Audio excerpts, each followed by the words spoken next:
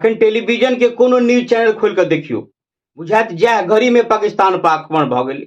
News anchor चिचिया चिचिया कहत बड़ी खबर, एक बड़ी खबर आपको बताने जा रहे हैं। किसी वक्त पाकिस्तान के ऊपर हमला हो सकता है।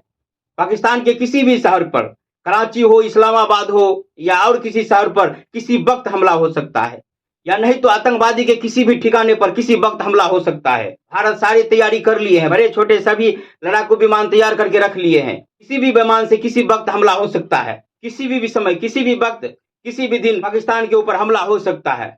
अब ये सब बात सुनकर एंकर के ऊपर में एकदम से मौन तमसा जाता। अंदर से यह बात निकलत कि जब तोरा डेट नहीं पता हो, समय नहीं पता हो कि कहिया हमला हेते, अन्य तोरा शहर पता हो कि कौन शहर पर हमला हेते, आ कि आतंकवादी के कौन ठिकाना पर हमला हेते, बड़का विमान से हमला हेते कि छोटका विमान से हमला हेते, सबटा अंदाजिए कहि रहल छी कि कोनो से भ सके, कोनो दिन भ सके, कतौ भ सके।